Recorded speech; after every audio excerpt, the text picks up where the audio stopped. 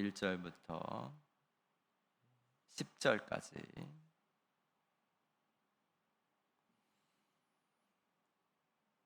시편 34편 1절부터 10절까지입니다. 목소리로 합독하십니다. 34편 1절. 내가 여호와를 항상 송축하며 내 입술로 항상 주를 찬양하리이다.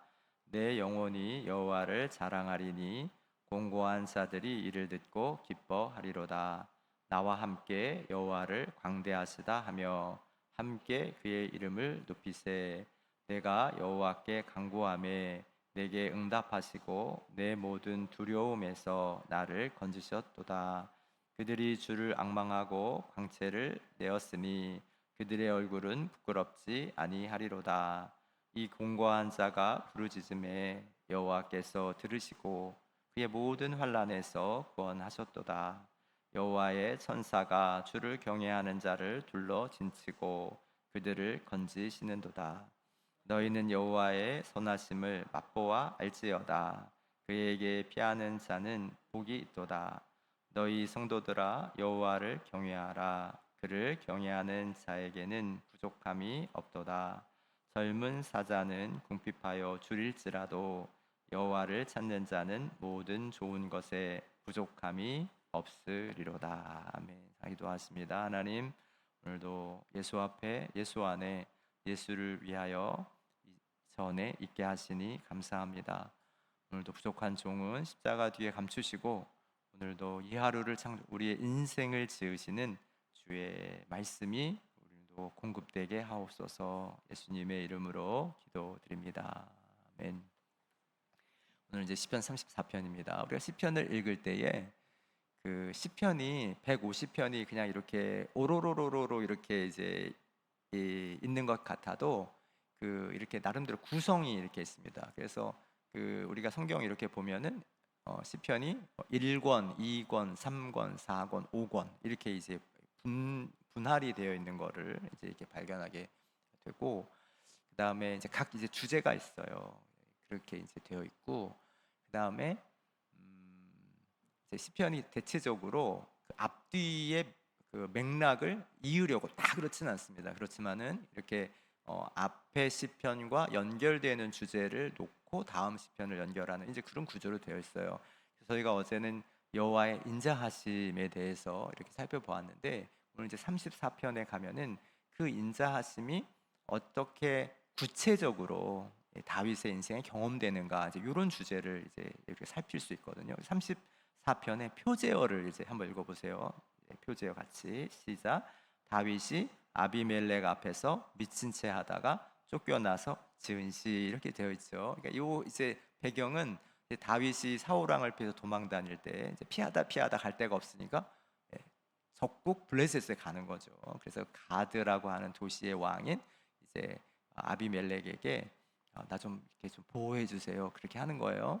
그래서 뭐 아비멜렉이 요놈 데리고 있으면은 그 사울 왕과 전쟁할 때 좀 쓸만하겠다, 이렇게 데리고 있으려고 하니까 신하들이 뭐라고 말해요? 저놈 보통 놈 아닙니다. 저놈 나중에 이제 큰일 할 사람입니다. 다 알아보는 거죠.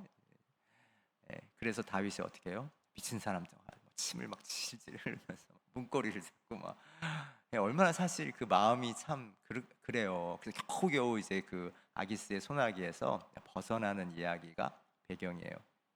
근데 이제 하나님을 노래하는 이제 노래를 짓는 거죠. 한번 1절, 2절 한번 읽어볼게요. 시작.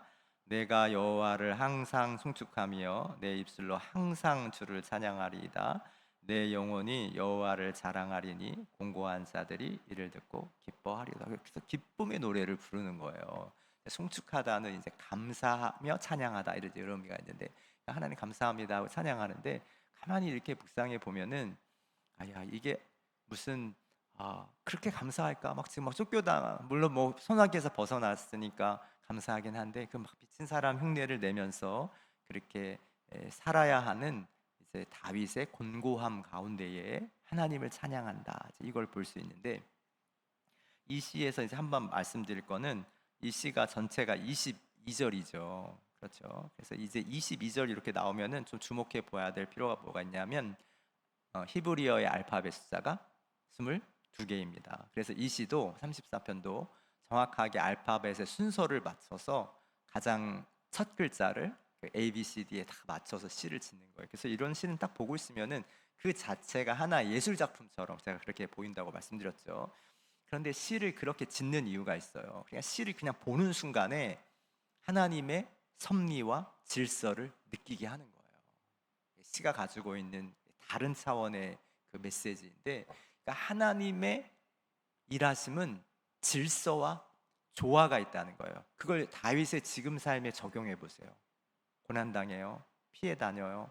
비참해요. 막 내가 정말 부끄러워요. 그런데 거기에 뭐가 있다는 거예요? 하나님의 질서와 하나님의 섭리가 있다는 거예요. 이게 놀라운 거죠. 그러니까 이걸 인자하심이라고 하는 것에 이제 비추어 보면은 성경에 하나님의 사랑이라는 것을 구약 성경에 표현하는 단어가 인자하심이 있고 헤렘이라고, 인자는 헤세드고, 이제 그 하나님의 그 헤렘이라고 해서 제가 그 하나님이 안에서 막 끌어 나오는 사랑, 뭔지 그렇게 말씀드렸잖아요. 근데 인자하심은 어떤 사랑이냐고 말씀을 드렸냐면 하나님의 언약에 기초한다, 이제 이렇게 말씀드리는 건데, 하나님의 언약은 하나님의 성품이거든요. 변하지 않는 거예요. 하나님의 언약이 왜 안 바뀌냐면 하나님의 성품에서 나오기 때문에 안 바뀌는 거예요. 그러니까 하나님의 언약에 기초하는 사랑도 안 바뀌죠. 왜요? 하나님의 성품에 기초한 사랑이기 때문에 안 바뀌는 거예요. 그러니까 여러분 잘 보세요. 인자하심은 어떤 사랑이냐면 변하지 않는 사랑이에요. 하나님의 성품이 변하지 않고 하나님의 우리를 사랑하신다고 하는 약속이 변하지 않기 때문에 하나님의 인자하심은 안 변하는 거예요. 그래서 그것이 마치 자연의 법칙과 같아요. 그렇게 말씀드렸죠. 그러니까 여러분, 자연이 그 조화와 질서 속에 움직이는 이유는 하나님의 성품에 기초해서 창조되었기 때문에, 말씀으로 창조되었기 때문에 안 바뀌는 거예요. 근데 제가 뭘 말씀드리려고 하냐면 고난이라는 게 있잖아요. 지금 다윗이 고난을 받잖아요. 그 고난 속에서 뭘 발견해요? 여호와의 인자하심을 발견하는 거예요. 다시 말씀드리면 자연의 법칙 같은 것이 뭐로 바뀌어요? 인자하심으로 바뀌는 거예요. 그냥 보면 법칙이에요. 그냥 여러분, 우리가 계속 성공하고 우리 인생에 고난이 하나도 없으면요, 고난이 없는 게 그냥 법칙처럼 느껴지는, 뭐 인생 원래 잘 되는 거지, 뭐 인생 건강한 거지, 뭐 인생 형통한 거지, 그게 법칙처럼 느껴져요. 고난을 받으면요, 아, 내가 지금까지 잘 살았던 것이 이게 하나님의 인자하심이구나, 이게 하나님의 은혜구나, 이게 당연한 게 아니라 하나님이 우리를 사랑하시기 때문에 이렇게 하셨던 거구나 라고 하는 게 그때 깨달아지는 거예요.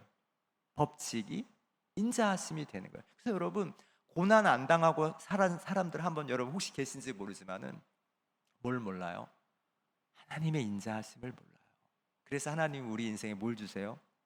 고난을 주세요. 하나님이 사랑하는 자녀들에게 그렇게 어려움을 주시는 이유는 하나님의 당연하게 여겨지는 세상 질서와 법칙이 하나님의 인자하심이라고 하는 것으로 느껴지도록, 그것을 깨달아 알도록. 그래서 오늘 이 찬양이 아름답게 하나님께 지어져서, 하나님은 우리를 사랑하시는 사람이야. 하나님은 우리에게 그 젊은 사자는 굶주릴지라도 우리에게는 이런 좋은 것들 부족함이 없게 하시는 분이야. 그것을 알도록, 그것을 깨달았다고 하는 것을 표현하도록 하나님이 우리에게 고난을 주신다고 하는 거예요. 아멘입니까? 오늘 여기 이 시편에 진짜 8절 한번 읽어볼게요. 시작. 너희는 여호와의 선하심을 맛보알지어다. 그에게 피하는 자는 복이 있도다. 이 선하심 어떻게 경험한 거예요? 그 고난과 그 고통과 그 부끄러움 속에 여호와 하나님의 이 인자하심이 변함이 없구나. 이 시를 지으면서 의지하는 게 뭐예요? 세상의 만물이 자연의 법칙에 따라 움직이는 것처럼 하나님의 인자하심은 나의 삶의 어떤 형편에도 변함이 없다고 하는 걸 발견하게 된다고 하는 것입니다. 두 번째 우리가 여기서 이제 발견하게 했는데요, 우리가 8절 11절까지 다시 한번 읽어보시겠습니다. 주어를 잘 이렇게 보시면서 8절부터 11절 시작. 너희는 여호와의 선하심을 맛보아알지어다. 그에게 피하는 자는 복이 있도다. 너희 성도들아 여호와를 경외하라. 그를 경외하는 자에게는 부족함이 없도다. 11절 읽을게요. 너희 자녀들아 와서 내 말을 들으라. 내가 여호와를 경외하는 법을 너희에게. 자, 주어를 여러분 주목해서 보셨습니까? 주어가 어떻게 되어 있죠? 8절은 너희는 9절은요. 너희 성도들아. 11절은요. 너희 자녀들아. 고난이 우리에게 가르쳐 주는 것, 고난이 우리에게 하나님의 인자하심에 대하여 가르치는 게 무엇입니까? 하나님은 나만 사랑한 게 아니라 누구도 사랑해요? 우리들의 이웃들도 사랑한다는 거예요. 여러분, 여기 놀라운 비밀이 있는데, 다윗이요, 고난 당하지 않았으면은 자기가 대단하죠. 자기는 골리앗도 물리치고 뭐 전쟁터에 나가면 뭐 쳐 죽이는 사람이 만만이라는 찬송을 부르는 사람이, 고난 당하니까요. 고난 당하는 이웃이 보이는 거예요. 여러분, 이 시를 보세요. 나만 하나님 구원해 주셔서 감사합니다 하지 않고 그게 맞쓰길이 된다고 말씀드려요. 깊은 생각이 되어서 그게 뭐예요? 누군가를 위한 교훈이 되는 거예요. 그러니까 인생이라고 하는 게 나 혼자서만 하나님의 은혜와 평강을 누리며 살아가는 것이 아니라는 것을 뭘 통해 발견하는 거예요? 고난을 통해 발견. 내가 고난을 당해 보니까 고난 당하는 이웃들이 그제서야 보이는, 그 고난 당하는 이웃들의 그 고난의 문제가 그때서야 나의 마음에 부딪혀 오는. 그래서 여러분, 다윗이 왜 위대한 왕이 됩니까? 이스라엘 백성들의 고난을 아니까 그들을 위한 왕이 되는 거예요. 그러니까 우리의 인생에 사명이라고 하는 걸 생각할 때에 고난 당하지 않으면 이웃이 안 보이니까 하나님이 원하시는 삶을 살아가기가 어렵죠. 반대는 뭐예요? 고난 당하면요. 아, 내가 고난 당해 보니까 이 고난 당하는 사람을 이렇게 도와야지. 거기에서 우리의 사명이 생긴다고 합니다. 그래서 오늘 이 시도 보면 처음에는 하나님 감사합니다, 나를 이렇게 구원해 주셔서 감사합니다, 이렇게 시작되지만 결론은 뭐예요? 이웃들을 향한, 너희들을 향한, 성도들을 향한, 이스라엘 백성들을 향한 맞쓰기를 만드는, 교훈을 만드는 자로 다윗이 변화되는 겁니다. 그래서 다윗이 일평생 하나님 손에 붙잡혀서 주의 사명을 감당하는 그 마지막에 존귀한 인생이 되었던 것입니다. 그러므로 여러분, 이걸 우리의 삶에 적용하면 어떻게 되죠? 오늘 우리가 고난이 있죠. 어려운 게, 하나님 왜 이렇게 하세요? 뭐 이런 거 우리가 다 매일매일 경험하죠. 그런데 그 고난을 통해 삶에 뭘 바꾸세요? 하나님의 당연한 것이 아니라 인자하심이라고 하는 것. 하나님이 세상을 움직여 가시는 그 모든 법칙들이 하나님의 사랑이라고 하는 것을 우리로 알게 하신다는 그 고난이 오늘도 우리들이 이웃을 바라보는 눈을 변화시킨, 거기서 우리의 사명을 발견하고 끝까지 이 사명의 길을 달 수 있는 힘이 오늘도 고난을 통하여 하나님이 우리에게 열어주시는 이웃을 향한 눈, 이웃을 향한 마음에 있다고 하는 걸 기억하게 되시기를 축복합니다.